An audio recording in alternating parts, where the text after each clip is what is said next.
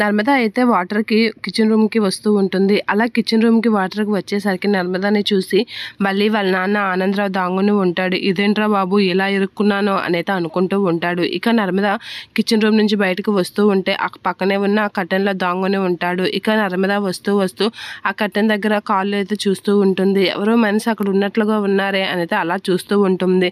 అలా చూడగానే కొంచెం వణుకుతూ వెనక్కి కదులుతున్నట్లుగా అనిపిస్తూ ఉంటుంది. నిజంగా ఎవరో అక్కడ ఉన్నారు.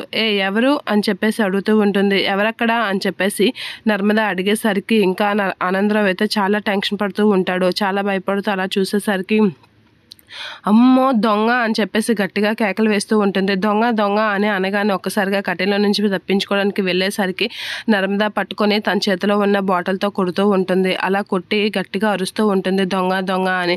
అలా నర్మద గట్టిగా అరిచేసరికి ఆనందరావు అయితే భయపడి అక్కడే పడుకొని ఉన్న తిరుపతిని అయితే తను మట్టేస్తూ ఉంటాడు. ఏంటి దొంగనా అని సాగర్ వీళ్ళందరూ లెగుస్తూ ఉంటారు. ఇక ధీరజ్ ప్రేమ వాళ్ళు కూడా లెగుస్తూ ఉంటారు. దొంగ దొంగ అని అనేసరికి ఏంటి ఇలా అరుపులు వినిపిస్తున్నాయి, ఎవరబ్బా అని అనేసరికి తిరుపతి అయితే ఆనందరావుని పట్టుకుంటూ ఉంటాడు. దొంగ దొంగ అవును దొంగ దొంగ అని గట్టిగా పట్టుకుంటూ ఉంటాడు. ఏంటి దొంగ ఈ టైంలో రావడం ఏంటి అసలు అని చెప్పేసి అనేసరికి ఇక వల్లి అయితే అమ్మో నా ప్లాన్ ఏంటి ఇలా బిడుసుకొట్టేసింది, నాన్నగాని ఇప్పుడు వీళ్ళు కంట పడ్డాడంటే ఖచ్చితంగా దొరికిపోతాను, ఇప్పుడు ఏం చేయాలి అని వల్లి అయితే చాలా టెన్షన్ పడుతూ ఉంటుంది.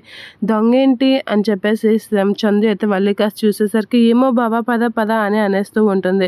అలా అనగానే చందు అయితే వేస్తూ ఉంటాడు. ఇక బావా అందరూ రండి దొంగ దొంగ అని నర్మద గట్టిగా అరిచేసరికి ఇక అందరూ వచ్చేస్తారేటనే భయంకి ఆనందరావు అయితే తిరుపతి నుంచి గట్టిగా తప్పించుకుంటూ ఉంటాడు.